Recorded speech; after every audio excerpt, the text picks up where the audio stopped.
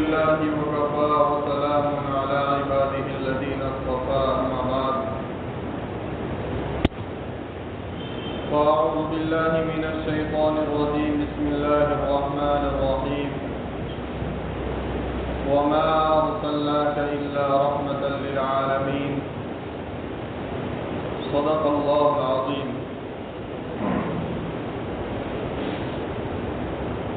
میرے محترم بھائیوں دوستوں بزرگوں،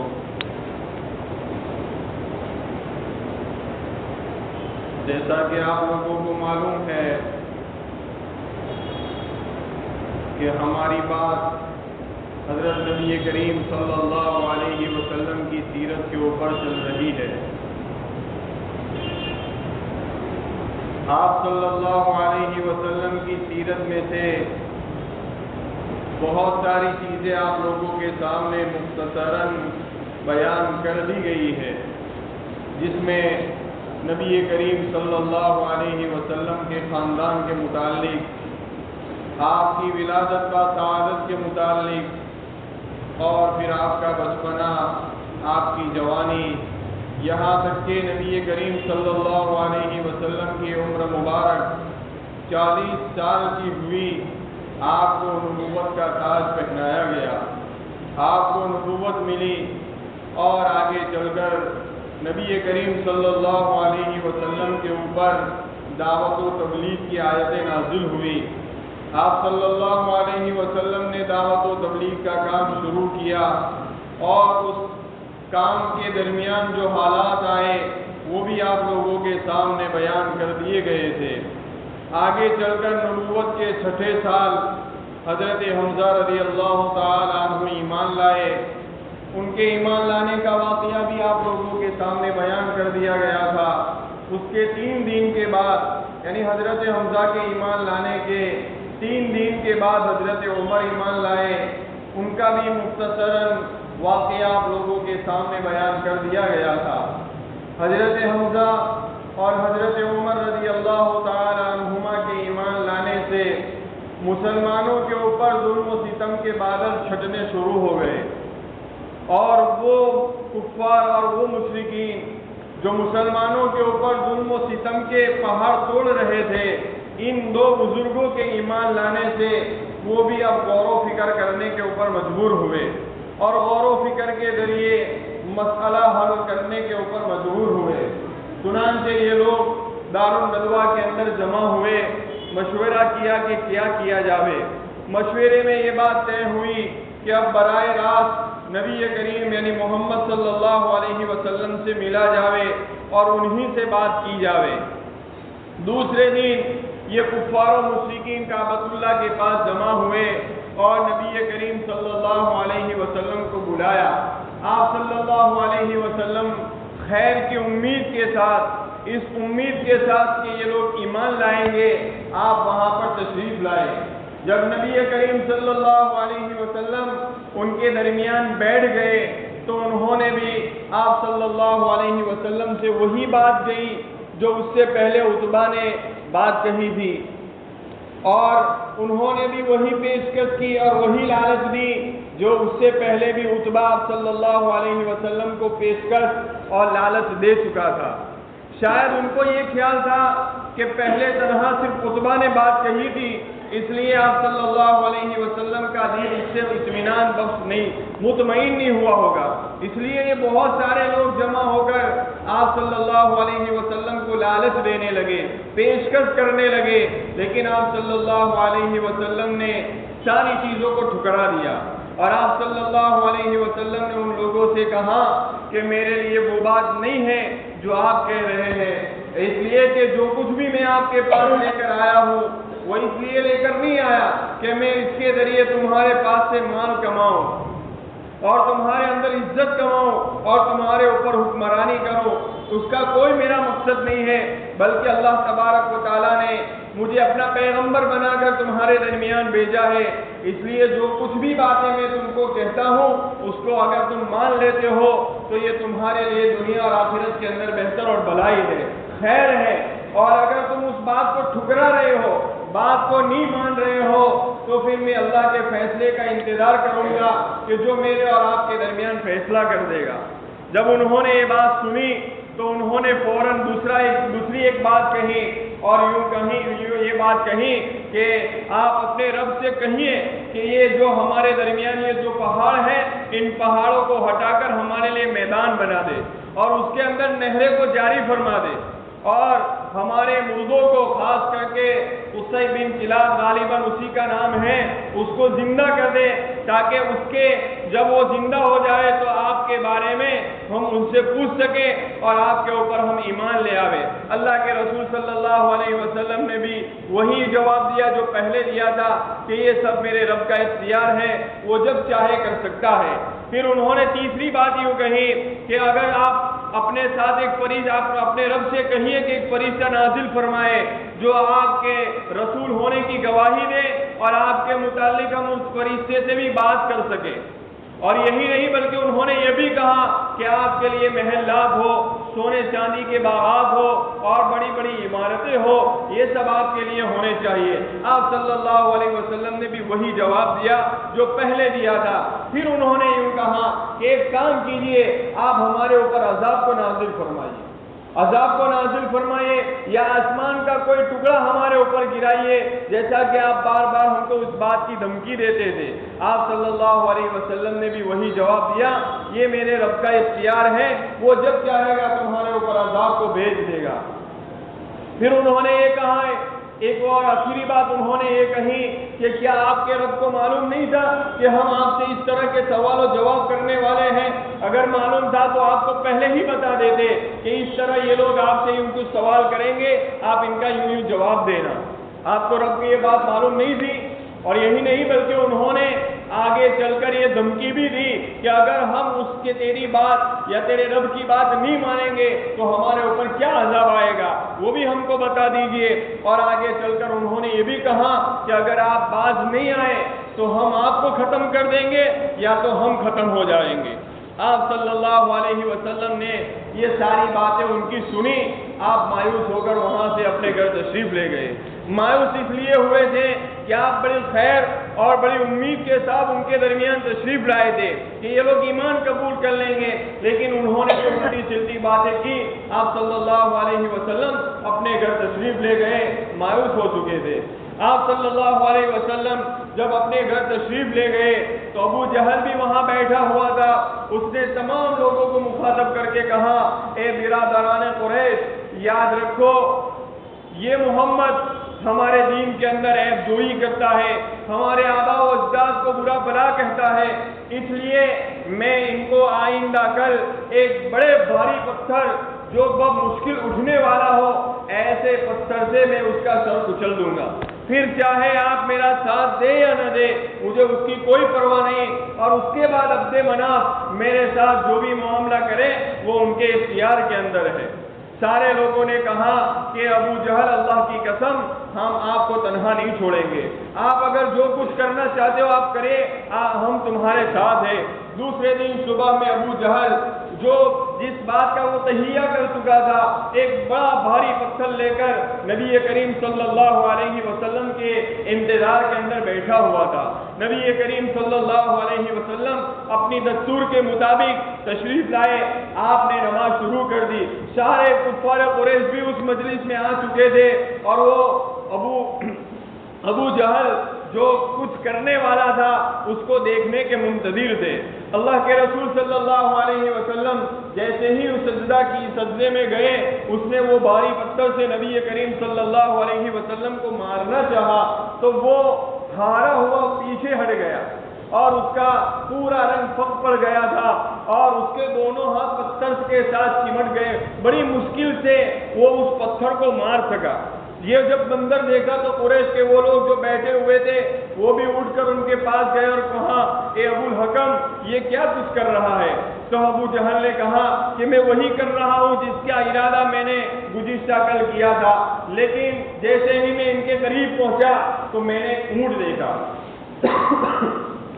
اللہ کی قسم ایک ایسا اونٹ تھا کہ اس کی گردن آج تک میں نے ایسی گردن کسی اونٹ کی نہیں دیکھی، ایسے دانت تھے اس کے، آج تک ایسے دانت میں نے اس کے نہیں دیکھے، ایسے اونٹ کی جبڑے تھی، ایسی جبڑی والا اونٹ میں نے کبھی بھی نہیں دیکھا، ایسا خطرناک اور بھیانک اونٹ میرے قریب آ رہا تھا۔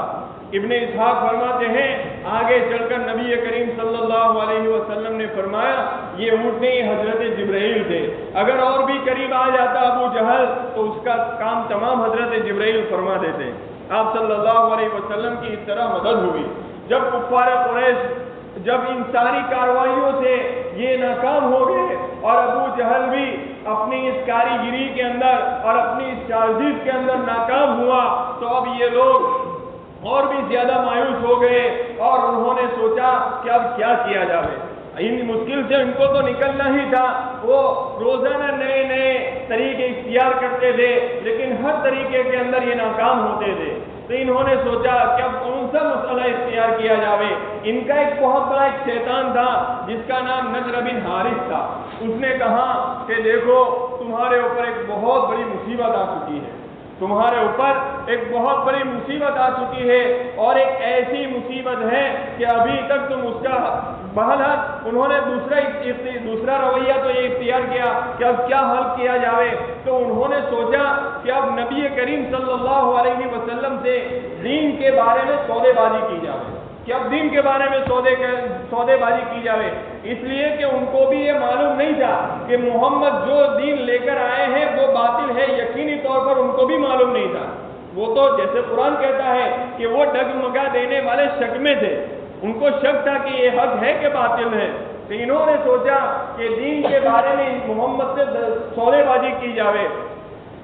اور کچھ دے کے اصول کے اوپر کفار قریش کچھ باتوں کو چھوڑ دے اور محمد کچھ باتوں کو چھوڑ دے۔ چنانچہ یہ لوگ انہوں نے یہ سوچا کہ کفر اور اسلام کے درمیان کا کوئی ایک راستہ نکل آوے جس سے ہم دونوں ایک ہو جاوے اور ان دونوں کے اندر مشترک ہو جاوے۔ اس بات کو لے کر ایک مرتبہ وہ نبی کریم صلی اللہ علیہ وسلم کی خدمت کے اندر یہ لوگ حاضر ہوئے۔ اس موقع کے اوپر نبی کریم صلی اللہ علیہ وسلم کعبۃ اللہ کا طواف کر رہے تھے، اتنے بڑے بڑے لوگ نبی کریم صلی اللہ علیہ وسلم کی خدمت میں حاضر ہوئے اور انہوں نے کہا کہ محمد جس کی تم عبادت کرتے ہو ہم بھی اس کی عبادت کریں اور جس کی ہم عبادت کرتے ہیں آپ اس کی بھی عبادت کریے تاکہ ہم دونوں اس کام کے اندر مشترک ہو جاوے، یعنی شریک ہو جاوے۔ اگر تمہارا معبود بہتر ہے، اچھا ہے ہم سے، ہمارے معبود سے، تو ہم اس سے کچھ حصہ حاصل کریں، اور اگر ہمارا معبود تمہارے معبود سے اچھا ہے تو تم ہمارے معبود سے کچھ حصہ حاصل کریں۔ اس طرح انہوں نے سودے بازی کی۔ اسی موقع کے اوپر قل یا ایھا الکافرون نازل ہوئی جس کے اندر یہ بات کہی گئی کہ جس کی تم عبادت کرتے ہو ہرگز ہم اس کی عبادت نہیں کر سکتے۔ یہ آیت نازل سورہ قل یا ایھا الکافرون میں اسی بات کی ترغیب دی گئی ہے۔ بعض لوگوں نے یوں کہا ہے، جیسے ابن اسحاق کہتے ہیں کہ ان لوگوں نے یہ پیشکش کی کہ ایک سال آپ ہمارے معبود کی عبادت کیجئے اور ایک سال ہم تمہارے معبود کی عبادت کریں گے۔ اس موقع کے اوپر یہ وحی نازل ہوئی، یہ آیت کریمہ قل افغیر اللہ تأمرونی اعبد ایھا الجاہلون، اے نادانو کیا تم اللہ کے علاوہ دوسرے معبود کی عبادت کرنے کا مجھے حکم دیتے ہو؟ یعنی یہ تو ہو ہی نہیں سکتا کہ اللہ کو چھوڑ کر ہم کسی اور معبود کی عبادت کریں۔ اللہ تبارک و تعالیٰ کے اس قطعی فیصلے سے ان کی جڑیں کٹ چکی تھی، ان کی جڑیں کٹ چکی تھی، لیکن وہ پھر بھی مایوس نہیں ہوئے تھے، بلکہ انہوں نے کہا کہ ہم دین کے اندر اور بھی دستبرداری اختیار کرے اور جو تعلیمات نبی کریم صلی اللہ علیہ وسلم لے کر آئے ہیں اس کے اندر کچھ تبدیلی کرے۔ لہذا انہوں نے نبی کریم صلی اللہ علیہ وسلم سے یہ پیشکش کی کہ یہ قرآن کے علاوہ کوئی دوسرا قرآن، یا تو اگر یہی قرآن ہے تو اس کے اندر کچھ آپ تبدیلی کر دیجئے، کچھ تبدیلی کر دیجئے۔ اس موقع کے اوپر بھی قرآن پاک کی آیت کریمہ نازل ہوئی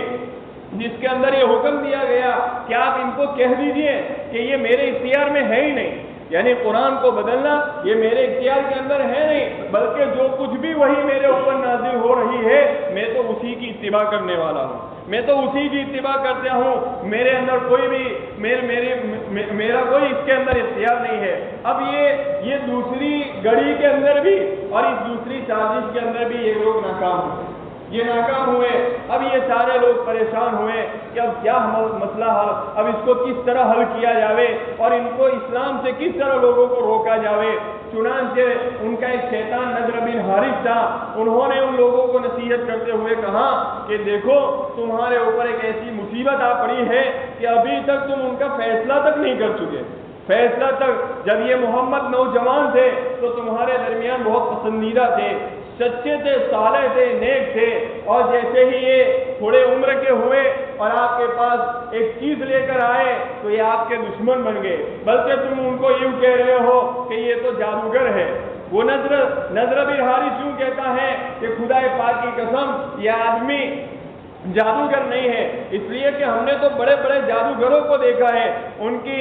جھاڑ پھونک کو دیکھا ہے، ان کی گریا بندی کو دیکھا ہے، یہ ہرگز جادوگر نہیں ہے۔ تم کہتے ہو یہ کاہن ہے، خدا کی قسم یہ کاہن بھی نہیں ہے، اس لیے کہ ان کی بہکی باتیں کاہنوں کی ہم نے سنی ہے، ہم نے دیکھی ہے، ان کے اندر ایسی کوئی بات نہیں ہے۔ اور تم کہتے ہو کہ یہ شاعر ہے، یہ شاعر بھی نہیں ہے، اس لیے کہ شاعروں کو بھی ہم نے دیکھا ہے۔ تم کہتے ہو یہ مجنون ہے، پاگل ہے، یہ کچھ بھی نہیں ہے، یہ کچھ بھی نہیں ہے۔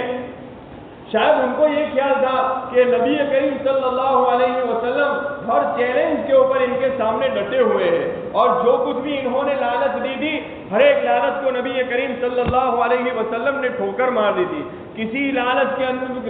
اندر آپ نہیں آئے، ساری چیزوں کو ٹھوکر مار دی۔ اور پہلے تو نبی کریم صلی اللہ علیہ وسلم اپنی سچائی، امانت داری کے ساتھ میں تو وہ مشہور تھے کہ کفار بھی ان کی صداقت اور امانت داری کا اعلان کرتے تھے۔ تو ان کو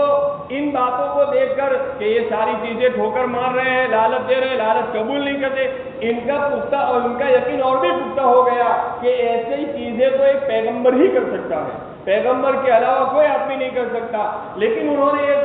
یہ دل کے اطمینان کے لیے انہوں نے یہ طے کیا کہ یہودیوں سے مل کر آپ ان کے بارے میں ہم کچھ، یعنی محمد کے بارے میں ہم کچھ بات چیت کریں۔ تو جب نضر بن حارث نے کفار قریش سے یہ ساری باتیں کہی تو کفار قریش نے انہی کو مکلف بنایا اور چند آدمی ان کے ساتھ کر دیے، اور یہ نضر بن حارث چند آدمیوں کے ساتھ مدینہ کے یہودی علماء کے پاس گئے اور ان ساری باتیں محمد صلی اللہ علیہ وسلم کے متعلق ان کے سامنے رکھی۔ جب ان کے سامنے باتیں رکھی تو ان یہودی علماء تھے، انہوں نے کہا کہ ان سے 3 سوال کرو، اگر یہ 3 سوال کے جواب دے دیتے ہیں تو سمجھ لو کہ یہ اللہ کے رسول ہے، یہ نبی ہے۔ سب سے پہلے تو ان سے پوچھو نوجوان کا واقعہ، اس سے پہلے چند نوجوان گزرے، ان کا کیا واقعہ ہے۔ دوسرا سوال ان سے یوں کہو اس آدمی کے بارے میں جنہوں نے مشرق اور مغرب کے حکم پر حکومت کی ہے۔ اور تیسرا سوال ان سے روح کے متعلق کرو کہ روح کیا چیز ہے۔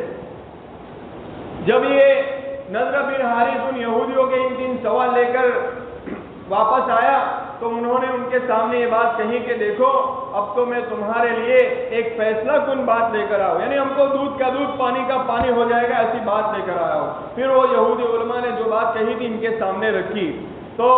ان لوگوں نے، کفار مکہ نے، کفار قریش نے نبی کریم صلی اللہ علیہ وسلم سے 3 سوال کیے، جو نوجوانوں کے بارے میں اور وہ اس آدمی کے بارے میں جس نے مشرق اور مغرب کے اوپر حکومت کی ہے، اور روح کے متعلق۔ چند دنوں کے بعد سورہ کہف نازل ہوئی جن کے اندر 2 سوالوں کے جواب تو آ چکے ہیں، نوجوانوں کا کیا قصہ ہے وہ پورا تفصیل سے سورہ کہف کے اندر موجود ہے، اور ذوالقرنین کے بارے میں جنہوں نے مشرق اور مغرب کے اوپر حکومت کی ہے ان کا جواب بھی ان کو مل گیا، اور روح کے متعلق وہ سورہ اسراء کے اندر موجود ہے، ان کا جواب بھی ان کو بھی دے دیا گیا۔ ان سب لوگوں کو اطمینان ہو گیا کہ یہ بالکل سچے اور پکے نبی ہے، لیکن کیا کیا جاوے، اللہ نے ان کے دلوں کے اوپر مہر لگا دی تھی۔ ختم اللہ علی قلوبہم وعلی سمعہم وعلی ابصارہم غشاوہ، یہ سب کچھ پتہ چل جانے کے بعد بھی ان لوگوں نے ایمان کو قبول نہیں کیا، اور وہ نبی کریم صلی اللہ علیہ وسلم کے در پہ ہی رہے۔ جب ان کے سامنے یہ ساری باتیں آ گئی، سب کچھ دے گیا، اس کے بعد بھی ان کو ایمان قبول کرنے کی توفیق نہیں ملی، بلکہ یہ اور بھی اب زیادہ سوچنے لگے کہ ہم تو دین بدین ان کے ساتھ مزاحمت کر رہے ہیں اور اسلام تو دین بدین ترقی ہی کر رہا ہے۔ حضرت عمر، حضرت حمزہ جیسے بڑے بڑے لوگ ایمان لا چکے، بادشاہ حبشہ کے بادشاہ نجاشی نے مسلمانوں کو پناہ دی، اور پھر ان کے جو سفیر گئے ہوئے تھے ان کے دربار میں ذلیل و خوار ہو کر واپس لوٹے۔ یہ سب کچھ ان کے سامنے یہ منظر تھا، اس لیے ان کی تکلیفیں دین بدین بڑھ ہی رہی تھی اور یہ مسلمانوں کو تکلیف دے ہی رہے تھے۔ یہ سارا منظر دیکھ کر بنو ہاشم یعنی آپ صلی اللہ علیہ وسلم کا خاندان اپنی آنکھیں کیسے بند کر لیتا۔ بہرحال اس موقع کے اوپر بنو ہاشم کے جو سردار تھے جناب ابو طالب تھے، ابو طالب نے قبیلہ بنو ہاشم اور قبیلہ بنو مطلب کو جمع کیا۔ یہ قبیلے کی عصبیت کی بنیاد کے اوپر سب لوگ جمع ہو گئے سوائے ابو لہب کے۔ یہ آدمی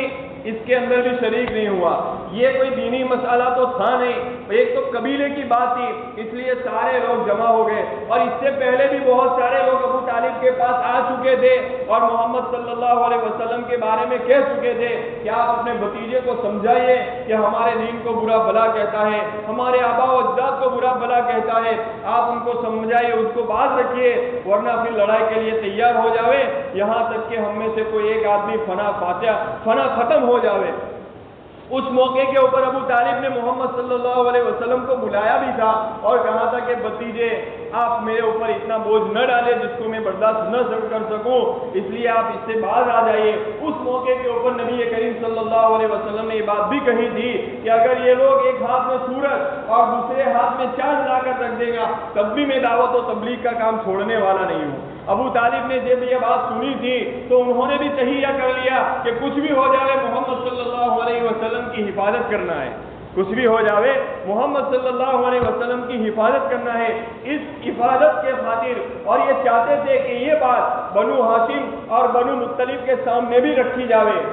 اس لیے ان سارے لوگوں کو انہوں نے جمع کیا۔ سارے لوگ جمع بھی ہو گئے سوائے ابو لہب کے، وہ تو تھا ہی ابو لہب کے دشمن اسلام، کہ اسلام کا سب سے بڑا دشمن تھا۔ جب سارے لوگ جمع ہو گئے ابو طالب نے ان لوگوں کے سامنے نبی کریم صلی اللہ علیہ وسلم کے اوپر آنے والی مصیبتوں کو بیان کیا اور پھر آپ صلی اللہ علیہ وسلم کی حفاظت کی عہد کا اظہار بھی ان کے سامنے کیا۔ ابو طالب کی بات کے اوپر سارے لوگوں نے کہا کچھ بھی ہو جاوے ہم عہد کرتے ہیں کہ محمد صلی اللہ علیہ وسلم کی حفاظت ہم ضرور کریں گے۔ نوجوانوں کا یہ فیصلہ سن کر ابو طالب بڑے خوش ہوئے اور انہوں نے اس موقع کے اوپر خوشی کے مارے اور اپنے قبیلے کی طاقت کا اظہار انہوں نے اشعار کے اندر کیا۔ جب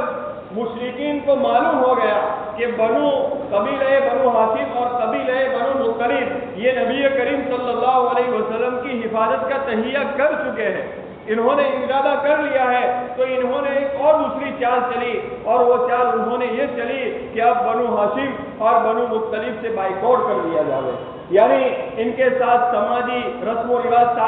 سب کچھ ختم، خرید و فروخت ہے، لین دین ہے، لڑکی دینا لڑکی لینا نکاح بیعت سب ختم کر دیا جائے، تاکہ یہ لوگ تنگ آ کر نبی کریم صلی اللہ علیہ وسلم کو بذات خود ہمارے حوالے کر دے۔ چنانچہ اس نیت کے ساتھ انہوں نے ایک عہد نامہ ایک چمڑے کے اوپر لکھا بائیکاٹ کا، جو سماجی مقاطعہ اور سماجی بائیکاٹ تھا، ایک عہد نامہ لکھا گیا اور دستاویز کے طور پر بھی کچھ باتیں لکھی گئی اور اس عہد نامے کو کعبۃ اللہ کے اوپر لٹکا دیا گیا تاکہ کوئی بھی آدمی ان کے ساتھ کسی طرح کا خرید و فروخت نہ کرے، ان کی لڑکی نہ ان کو دے، نہ ان کی لڑکی ان کے کسی رشتہ دار کے پاس لاوے، یہ ساری اس کے اندر شرطیں تھیں۔ یہاں تک کہ کھانے پینے کی چیزوں کو بھی ان کے ہاتھوں فروخت کرنا انہوں نے اس سلسلے کے اندر بھی انہوں نے بائیکاٹ کر دیا تھا، یہاں تک کہ یہ لوگ اور یہ عہد نامہ کوئی متعینہ مدت کے لیے نہیں تھا بلکہ غیر متعینہ مدت کے لیے، جہاں تک ہو سکے ان کے ساتھ اسی طرح بائیکاٹ کیا جائے گا۔ بہرحال ابو طالب اس موقع کے اوپر تنگ آ کر پریشان ہو کر بنو ہاشم اور بنو مطلب کی حفاظت کے لیے سن 97 میں پہلی محرم کو سارے لوگوں کو لے کر جبل ابو قبیس، اس کے اوپر ایک گھاٹی ہے شیب ابی طالب، یہاں پر بہت ساری گھاٹیاں ہیں، بہت ساری گھاٹیاں ہیں، تو وہاں شیب ابی طالب کی گھاٹی ہے، وہاں ان سارے لوگوں کی حفاظت کے لیے وہاں تشریف لے گئے۔ آج وہ گھاٹی شیب ابی طالب بنی طالب، یہ گھاٹی آج جو مکہ کے اندر ایک بازار ہے، شوق اللیل نام کا ایک بازار ہے، وہاں پر یہ گھاٹی آج موجود ہے، جس کو قبیلہ ہاشمی بھی کہا جاتا ہے، اور نبی کریم صلی اللہ علیہ وسلم کی پیدائش کی جگہ اور حضرت علی کی پیدائش کی جگہ وہاں اسی جگہ کے اوپر موجود ہے۔ تو وہاں پر اب جناب ابو طالب سارے لوگوں کو لے کر وہاں اس پہاڑ کے اوپر پہنچ گئے۔ اس کے بعد انہوں نے وہاں وقت گزارنا شروع کیا، اور اس موقع کے اوپر مسلمانوں کے اوپر جو حالات آئے اور مسلمانوں نے جو ان حالاتوں کو برداشت کیا ہے وہ بیان نہیں کیا جا سکتا۔ ایسے ایسے ان کے اوپر حالات آئے ہیں، یہ صرف ایام حج کے اندر اس گھاٹی سے نکل سکتے تھے۔ کھانے پینے کی چیزیں، ارے کوئی آدمی اگر کھانا پینا لے کر جائے تو کتنے دن تک کھا سکتا ہے؟ ایک وقت وہ بھی آیا، سب کچھ ختم ہو گیا، اور اس گھاٹی کے اندر مسلمانوں نے جو ظلم و ستم سہے ہے، اور انہوں نے جو کفاروں نے جو ظلم و ستم کیا ہے، وہ انشاءاللہ شیب ابی طالب میں ہونے والے ظلم و ستم آئندہ سنیچر آپ لوگوں کے سامنے بیان کریں گے۔ وآخر دعوانا الحمدللہ رب العالمین۔